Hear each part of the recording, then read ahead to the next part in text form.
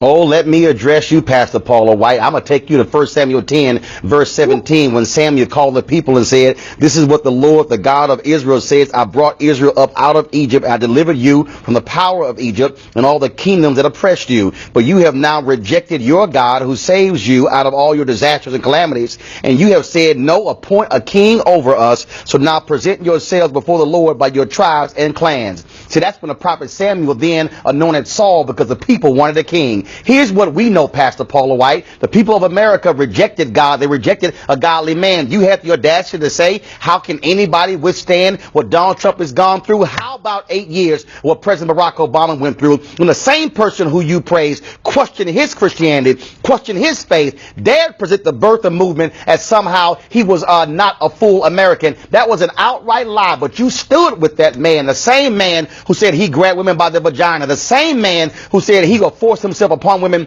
to kiss them when he wanted to, the same man who chastised Senator John McCain, who was a POW, the same man who chastised Mexicans, calling them rapists and calling them criminals, the same man who is not shown at all how to act like, sound like, or be a Christian. Oh, how dare you say that, when the same man you praise and say to pray for said he has seen no reason in his life where he should somehow ask for forgiveness, when we know doggone well the moment of being a Christian is when you have to ask for forgiveness, you have to ask for grace. See, it was Dietrich Bonhoeffer, the German theologian, Pastor Paula White, who called this cheap grace, as when people commit sin, ask for God's forgiveness, and then go out and do it again. Here's the reality, Pastor Paula White. We are going to pray for this president, because we have evil in the White House. We have somebody who wants to attack people of color, somebody who wants to attack the poor, somebody who wants to attack Muslims, who wants to break up families. You dare say nobody else has come under this kind of attack? Oh, please explain to me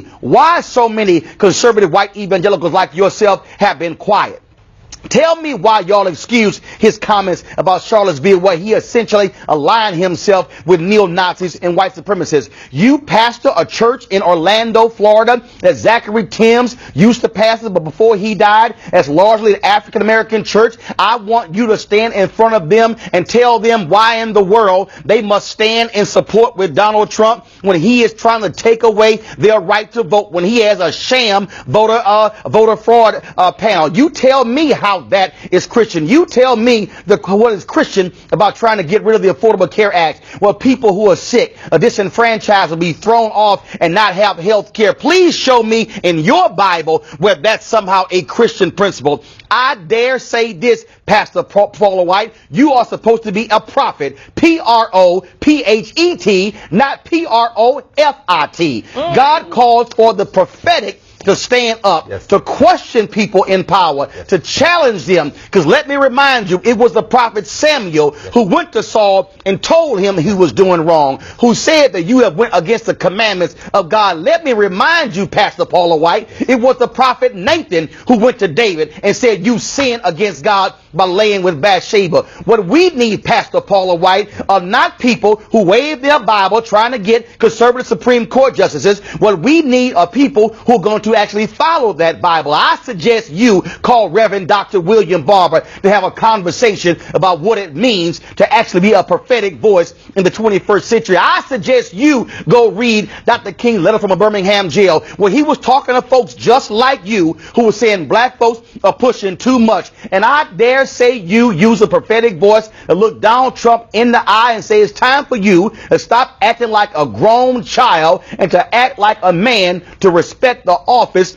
of the presidency. What I expect, Pastor Paula White, somebody who has been raised up, who has been built up by virtue of talking and preaching in black churches, to have an understanding of what black folks are going through. So you want us to pray for the president? Oh, we're going to pray for the president. We're going to pray for the country, because the country asked for a king. The country turned their back on God, and now God said, I'm going to give you the desires of your heart, which always ain't good. Pastor Paula White, we got a word for you, and that is, be a prophetic voice and don't just be a profitable voice.